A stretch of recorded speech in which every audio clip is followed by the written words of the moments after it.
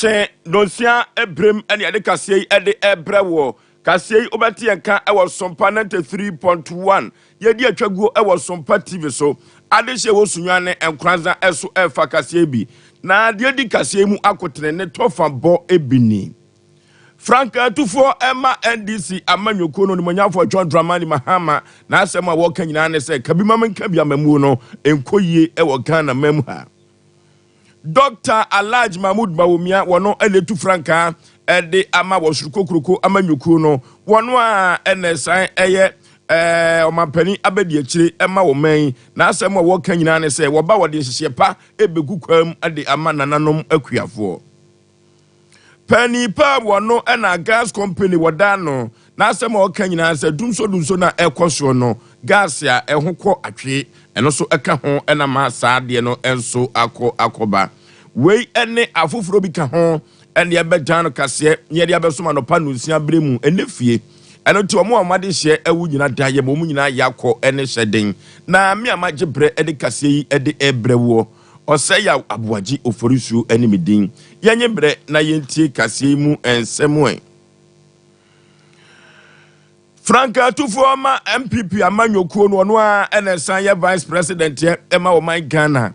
na asem wo kanyina ne se eden ya brede 8 na beba so enoti it is possible se ede beba so ne na asem wo kanyina no na Dr. Alhaji Mahmoud Bawumia so emfasiti ano emfama no efri se ono na wahu amamu nani suo na nani suo wahu no enwoma sua so eka ho anya asem keto akora ene edegeta no de yanyoma nyina de begu computer so eno so eye na baso bode baako a omanfo dodo no a ena eka ho asem na asem a woka nyina ne se so ban hyehye papa mapa ena wode ebegu akwamu na nananom akuafo omo betumi adon madon kese na Ghana fo so enya bi adi eno so nananom akuafo so don kese so a na atumi asodo so no matumi atena bibra ne yatena bibra nyina eyesikasem odansem we nyina adi wa bra okopiem ewo sankore eno esunafo south abaton pesua so eno da sansem we nyina adi Boa koko ekuafo ne the price increases no and then you buy a cocoa price per bag you're 475 and then it is 3,000 Ghana cedis.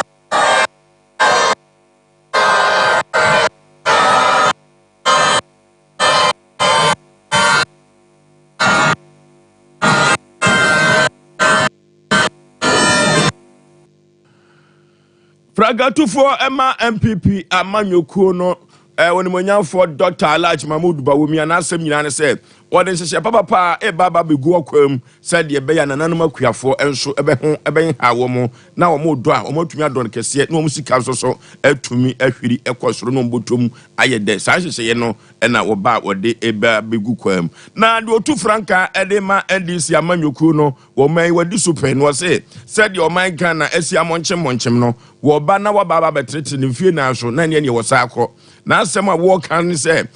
ye hwe ka bi ma men ka bi amamu ye de ba o man Ghana mu hano a enkoyi kura ene ye court sem no kura so enye kama kura. Anywhere I go, the question people outside in the world ask me, Ghana, what happened to you? Kwame Nkrumah's Ghana, what happened to you? Everybody looked up to Ghana as the model of democracy. Today, we are a bad model of democracy. Our judiciary is not independent. All our state institutions have been destroyed. People looked up to Ghana as a country that is a model of economic management. Today, our economy is in shambles. You remember what they said? And I remember my younger brother, Bawumia. What did he say? He said, teachers are, nurses are, farmers are, and students, contractors, doctors, and everybody. To Franka ede Emma NDC amanyoko no John Dramani Mahama ne ena yekoti ye no na chief executive officer with that Ghana Gas Company ano Dr. Benasante di atudwa se empempi no ya na dumso no gas ya ho ko atwe ne ya de bema power thermal plant no eno na eduru baabi a amankane ano entumi enyina so no power generation. Oh. There were two key sources of power generation. Thermal, and you use gas, and now of course hydro, for some more, and then the way now what you see in one thermal no gas no contributed close to about 65% of our total power generation, and sun hydro enough at the 35, sometimes 40%. Now gas supply we have two main sources. Actually, I would say three. Domestic, no, you're free ENI, and as I work, you're free Talufo, this is the Jubilee and 10 field, and Sana, you're imported in Nigeria. So these are the three key sources in your gas. Again, Talufo, about 100 units of gas, and Sana, ENI, normally we might be 250, and Sana, Nigeria, charge 50. We get gas supply into the Ghana market tonight. And about 400 units of gas. No, you degenerate problem. So, say, here and I for the strategy. And say, we can't do for commercial reasons, which they are resolved. Dr. Benasante bi wo to aso say ahokyere no de ebeba nanso che na beche enka hoda say abana ni ko ho na wo hawi say ohwe na so na adwene say obensiesi a enkane no ebetumi agina so. Power generation. Oh. There were two key sources of power generation. Thermal, and you use gas, and now of course hydro, for some more, and then the way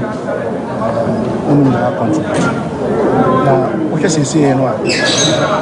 thermal no gas no contributed close to about 65% of our total power generation, and Sana had enough at 35, sometimes 40%. Now gas supply we have two main sources. Actually, I would say three. Domestic, no, you're free ENI, and as I work, you're free Talufo, this is the Jubilee and 10 field, and Sana, you're imported in Nigeria. So these are the three key sources in your gas. Again, Talufo, about 100 units of gas, and Sana, ENI, normally we might be 250. And Sana, Nigeria, charge 50. We get gas supply into the Ghana market tonight. And about 400 units of gas. No, you degenerate problem. So, say, here and I for the strategy. And say, we can't do for commercial. Any aye kotie ye chief executive officer Emma Ghana Gas Company Dr. Benasante nene ena yekuti ye no. Ye to akase ne so na ye dia mamu. Na mame Dakwa Newman ono ena ministry a ohwe nkoda eye die so no ono ena san eye embrahye bedwani ma de hye wo kan kwe south wo na mame asem a wo kan nyina ne se ukọ mantam ahoduo bi a ahokyere aba ho no enya ahokyere ketewa kora eno nti no aban na adwene se woni UNICEF fo no omo kan bom ene World Bank no na sikapuduo bi a waye na wode eba beboa sa mantam ahoduo a osa wo ha no akosa wo mo no waye ready se wode bema wo mo ya munna anope ye wo ha government intervention bi a ene ye de tudwa intervention no your friend a dry spell emergency cash transfer under LEAP inti ene yeshia ye catch them say one wo 8 affected regions na meboboy wo mudin ombenya a one-time payment of 1,000 Ghana cedis sasikai as say ebua won to mitigate shock na wunyai as a result of dry spell no over that 8-week period enti eno na yederi tudwa ene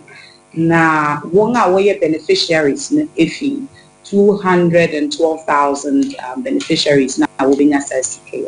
Yes, also the two just say so womunya problem bia ye wo numbers bia won't to nya free 0800 800 800. Any a yekotie ye eye mrahye bedwani ma de hye wo kankwe southwo wono a ena yesoafo ma gender children and social protection ono nasem ena yeko ekotie no se mantama hudu bi ewo se naso ye no enso eko emwa 21st clinic is sciatica expert for 21st clinic se men kanche say sciatica no ono na timi tu ase na ne fa osisi fa to ase ho no na wo siremu na akokom ho no na akosi na ase twan intim yade eye yipa adodo no a o ka dem no 21st clinic baba be pagya wo mu enya saketo na san ye ko Europe to ya san abese ko South Africa odofo ya gusu a ye sa sciatica yade no na nya sciatica ko yade bibire bia de free trinua no kosu na ase no 21st clinic ebetumi asa e de amount odofo South Africa manu nie book appointment here we are coming to your doorsteps wa bobo ano pe ya tumi aba ne baba behwom 0244 915116 0244915116 book appointment this is here ebebo kama pa sompa chede o eye sompa chede odofo yenko sompa chede ne yenko moaf ema wo moate enkoda nyanka ene makunafo yenka to madaja so ifantoma bra eye mo eye anwa tintomantos ye ezeta kombifu mom kolane ni di enwo mafuru sonsere efrise mo na mo atu nsem fie mienu mo abo yi pa enya asem keto a imi pro services wo fra wadwuma be konkai wadwuma be yi a imi pro services ye ko China na ye kro no e sika kakra bi okwa ko ye meeting ekwa wadwuma betumi afaso tumpon no imi pro services obebo o sa akoni asan no so 7 days ne ye kwa die se wo pe ho nsem busade a je wo ma no imi pro obebo o pa 0244924573 0244927543 imi pro ena se men kancho sa yanto akase no so na yemfa emamo ekuo bi a ye community focus wo foundation na asem a wo kan nyina ne se aba no de ye beto na ne tuo mu ne nkenkan so no nyina no e abato komisa ena sa abire no tumi no ehye wo monsa na no so nkyere se ye begya wo mo se wo nya de wo peda bi se ye gya wo no wo nya de wo peda a wanhwe ye ne ho kotechi maketekete ye beka se wo wie mu amayekuo bi eno ti sakasaka ne oye ne betumi aba wo mamu eno ti sa kuo yi se abato komisa no se otintim krata no a omyehu krata a watintim wo na mpo oma awia emmo abato na ye kwakwakotum na sa yobade a oma Ghana asumdua bua no ye bekoso ano. It is said you must be transparent and be seen to be transparent. The reason why many political parties in the opposition, when they lose elections or the ruling party loses elections, the reason they complain and it looks justified is because many times there are gaps. A candidate has died, right? The Electoral Commission must now very quickly communicate that we're reprinting the ballot papers. And when they print it, they must not make mistakes. In some countries, we've seen where the ballot paper will have somebody's name, the wrong information, and the wrong logo. And so that party will lose. And of course, what do you think they will do? They will tell Panipa wada koyano ene benga sesan na sema okaye eno no na pani kwankyerefo a wada community focus foundation no Mr. Richard Kasu ono se ene CSOs no ene media commission ene political parties no omo hwe se asundua bua no aye no man Ghana no abato ne kenkan so ne be kenkan awie no omo ma asundue enkoso oman mu.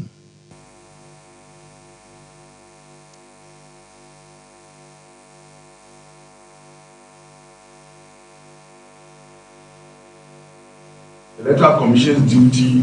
is to administer elections. Now, we believe in this country, government to make commitments, and behind the scenes there will be some talks, and before you know, you are taken by surprise. That is the main reason that this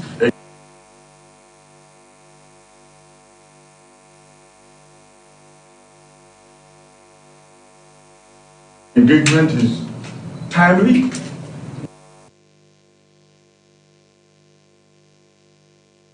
director Emma Community Focus Foundation na asem wa waka nyina ne se prayer wi ba ko adebuo se wo ka bom wa emu eno to CSOs and some trofo political parties nyina any stakeholders nyina hwe se obaka won ho abom ne mpo asumdua bua ne yebetumi anom aba no ne to ene ne nkenkan so yen tuakasie so na yemfa emamo efifi mantemu adwumako enyam esiem brema esiem ena sabri madri na adehia ewo brema esiem se enfutro eku wo mo eno ti se obetumi ahome no ahome kama pa de ene lalai obesha atade fita eno so akoya asem foforo se obeda kura no abeshit fita untumi ena so bi ema okra ema ho efrise wo mo kwa nyina pro atete apansam na ne pansam yemu no enfuturo ena akofa aba na wo to aso ese se aban hwe na wanhwe na wa mama meye wo mo ma aban won 1 won 2 ene won 3 so wo mo mama meye padia aba no wo mo ento ne wo kyan so eka ho timamufo satwerofo no mo twetwe nkomo wo mo haoni de bia mfuturo nti ye fa kwan school pe na asma na ba na yakoda hospital yakoda ye boka inhaler because ba ko 360 series we 80 series manti bia ye top 4 answer nti me hawa ne say omo me ye kwan na mai na mfuturo ku ye kwan no mo ye man yare esa ne mfuntima nti hwe ya hu hwe ne hu na ye ni na still na mo me ye japade mpo we juma mo mfe bi mbaye kwan kaka ne say ye wo no so aye be ye kwa be ma ye de ye ne ma ba no so ni na so ma betutu nti say mo me ye kwan na man ya no road no Adisia ewo brema esiem adwumako enyam esiem mpotam na efifi mantemu efuturo eku wo mo ene so wo hem kura no a obehim a eye brown ya asemo ama yade sika kakra ombenya no asuputi na no so agire nyina eni kwan se ebasa na assembly member ewo brema esiem abato mpasu aso wode warning kase pa ena de ama ban se 7 December beduru na se kwa munye ye pa de a yeso be fe ho adwene enu nti na me na kwofo yake ho abom ye oye kire etia omampani nde yendini na asem ya yesano omaye kwan na mahen sante na me de contract ni ka so do for kwan no be fam mo ba no mo ma biu na mo huko taya ya na me duti sia ya dwi na wo adwuma kwan ye na sia almost na yi na asam na fo ya trawan ye no twade ya ne andom yake ho bom na che ya twumomome ya tuntefi kokko e kira abande in fact yan kwan ye hian any moment Assembly member ewo brema esiem adwumako enyam esiem na sabri yekote nanom etuo no na asem nyina ne se contractor no obewurewure kwa no so ne kwa obewurewure so asesa ne mfidie ne nyina akọ ene mfuturo ene eku wo mo nti aban ankọ wo mo a 7 December obetuo mo hofo aha ene brebema yede anopa no nsia kase yi yede mu asi samufo eya asante yebo abenedete kuku a Veronica Chanto the kuku woman menua ba no ono ne chichi fidie no de ema amen azuka enso na okọ MC a master control room ho a obo a no chichi fidie no kama ema yete ene no ka chire wo bi ono so na oye mfonyini ne ho adwuma etwitwa run about no mi ametena se eje kase de ebrewo ose ya aboaji oforisu enimidin mema mu nyina mu netia ade na yesode o mahene yadu